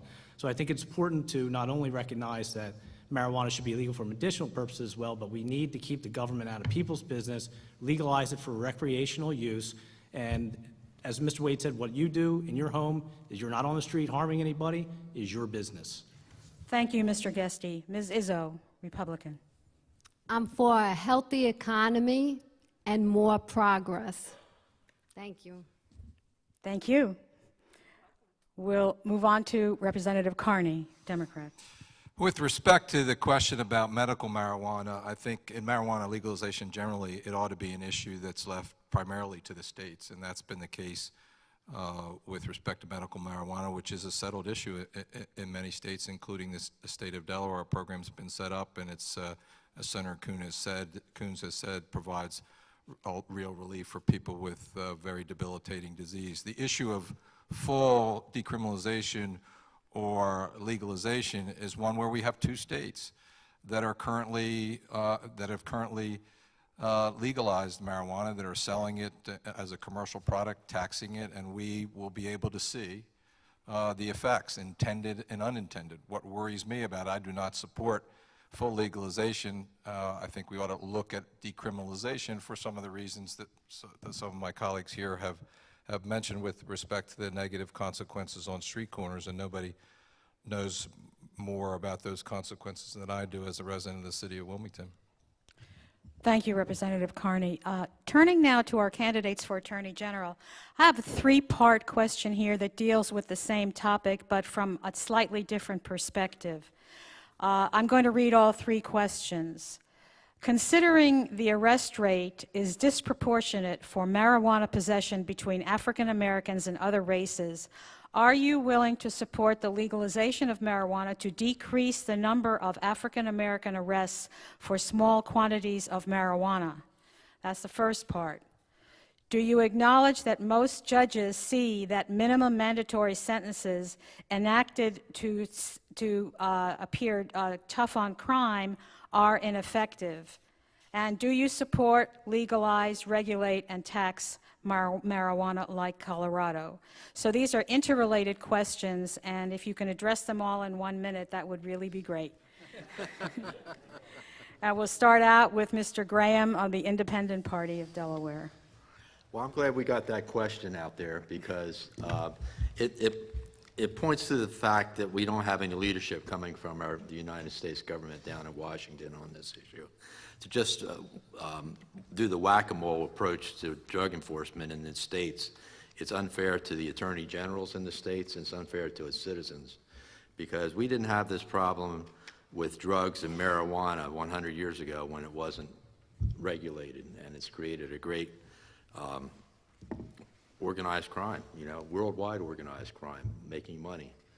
And until we get support for that, so what Colorado is doing, I was out there on business for the state of Delaware, and the joke out there is they put the high in Mile High City.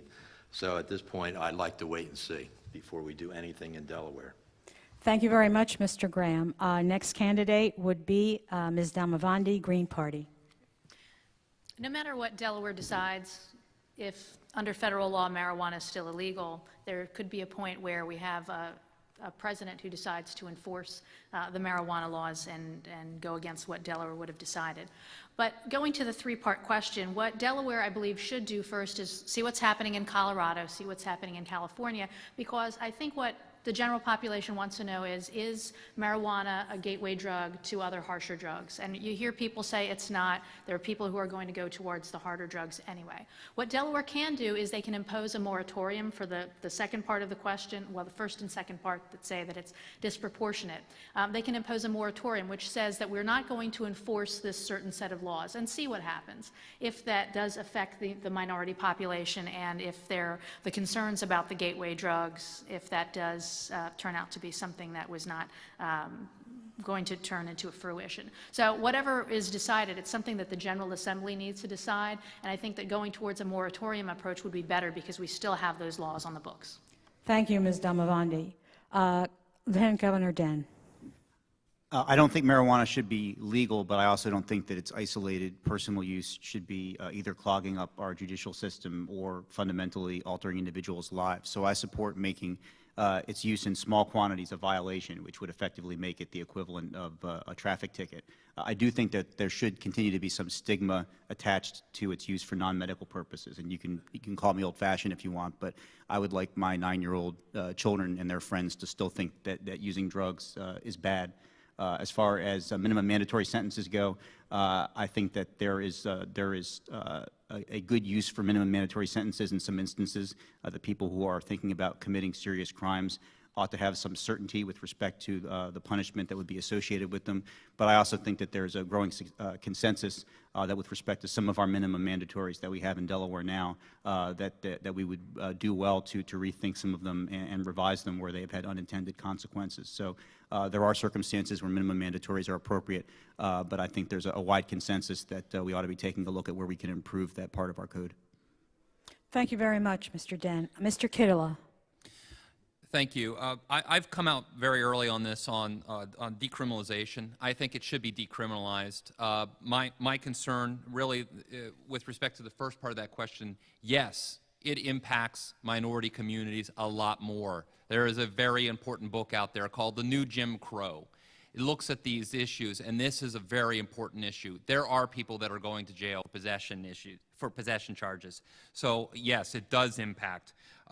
Minimum mandatories. Look, if we can decriminalize, let's pull back on that. It's just nonsense. It's a waste of time. It's a waste of resources. We've got far too many problems rather than going after the occasional midnight toker. As far as it goes with legalization, no, I'm not in favor of that right now. Let's wait to see what happens in Colorado. Let's wait to see what happens in Washington. But right now, decriminalization is about as far as I'm going to go on this. Thank you. Thank you very much. Yes, for rebuttal. And this wraps up all the Mr. comments Graham. I'm hearing here. I'm David C. Graham, the independent party candidate. One thing that's left out of the Colorado thing is they're pulling in a lot of tax money on this. And it gets back to the question of, are you creating more problems than you're solving? We've seen what legalized gambling has done in this state, how it's devastating families and children and things like that. And we have to watch out for these career politicians that grab onto the most popular thing, because Colorado is pulling in a lot of money out of that. And it's similar to what we've seen here in the state with gambling. And I really do question what we're doing, and we have to stop letting the legislature micromanage the discretion of these judges. And as Attorney General in this state, I would have a say as to which things are important, the priorities of what's being prosecuted in this state. If the police officers get the word, you know, the Attorney General's really not really interested in you bringing in these arrests for marijuana use, they'll stop doing it. Thank you, Mr. Graham. Our next question is for the Office of State Treasurer, and it has to do with investment strategy. There are two parts to this question. As State Treasurer, would you be for or against changing the long-term investment scheme currently implemented? With recent activity in the stock market, what steps would you recommend to protect our collective investments, and what hazards do you see in the financial horizon as a threat? And the other part of that question on investments is, if elected into office, what kind of investments will be put towards education and the youth? We'll start out with Mr. Barney, Democrat. Well, on the first part, I think an important role of the state treasurer is to represent the taxpayers and their interest in seeing to it that their tax dollars are spent effectively, that we get results, and that we do so in a way that takes no more from the taxpayers than is necessary to get those results. As Mr. Simpler said in the last forum we were at together, we owe it to our taxpayers to ensure that they get the most of our investments in our schools, our roads and bridges, and in public safety. As former policy director to the governor, somebody who's worked with public budgets at both the federal and state level, who's looked across the country at best practices and ways to improve government performance, I believe I bring the ideal background to do that and to serve the taxpayers in that way. In terms of our long-term investment scheme, I think that we need to always be monitoring the most central factor when it comes to our portfolio is interest rates, because these are in very safe investments, single and AA securities. The main question is how much is in our liquidity, how much is in our reserve account, do we have a long position, do we have a short position? And so to speak to the question before, the most important decision that would make us reevaluate our portfolio is an interest rate announcement. Thank you. Moving on to Mr. Kenneth Simpler, Republican. The question is well put, because we're in a challenging environment, and one of the most fundamental decisions we have to make, quite frankly, probably at the Cash Management Policy Board level, is are we going to express a view on the future of interest rate structures, or are we not? We are a price taker. We don't get to determine what the rates are. We get to determine what our guidelines are, what our securities are, and what our mandates are. And right now, as I said earlier, well, one, by the way, on your $2 billion portfolio, this is what you get every month right now. My daughter has a checking account. She babysits. She gets 3 pages. This is what we get in terms of disclosure on our $2 billion portfolio. To be able to say something intelligent about the makeup of that portfolio is very difficult with 1 page and 1 pie chart. But as I said before, Mr. Barney has mentioned market collapses in 2008, and sometimes you see losses because they're very apparent. Other times, however, the value of what we hold is eroded over time by inflation. Right now, once again, our portfolio this year is underperforming inflation.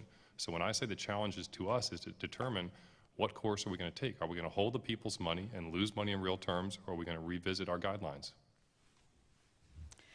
Thank you very much, Mr. Simpler. We'll turn to now David B. Chandler, Green Party. Well, so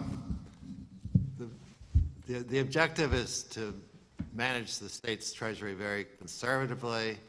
So we don't want to take big risks like the stock market has been going up and down, but that's not where we should really be. And I don't think the state treasury does have its money in the stock market. So it's mainly going to be short-term investments in fixed income securities. And it's no surprise that we're losing ground to inflation because short-term rates are essentially zero. And if you figure in inflation, of course, we're losing money, and that's something at our level we can't help that. So one possibility would be we could reduce the state's debt by actually using the Treasury to buy back state of Delaware bonds. I'm not sure what the interest rate on those is right now, but it's probably a little bit better than short term. Thank you, Mr. Chandler. Mr. Simpler, rebuttal. I actually agree with David. His idea he just put forward was sort of, an interesting one. That's the type of dialogue we should be having at the Cash Management Policy Board level. It is a very significant burden to try to manage money in the current interest rate environment with a very crude set of tools, which is what we have. We have the ability to toggle between a portfolio that allows us to invest 2 years and a portfolio that allows us to invest 10 years. That's our only two choices that we have right now. Do we need to keep the money safe? Absolutely. Do we have to worry about liquidity? Yes. But we also have to recognize the $2 billion we have working for us does a variety of things. We've had a rainy day fund for, I think, again, 35 years. We've never used it.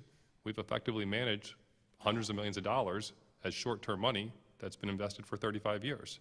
Again, some losses you can see, others you can't, but we've suffered tens, if not hundreds of millions of dollars of opportunity cost on that money. That's a dialogue we need to be having in this rate environment. Thank you, Mr. Simpler. Mr. Barney, rebuttal. One of the original parts of the question had to do with driving dollars to education and to our classroom.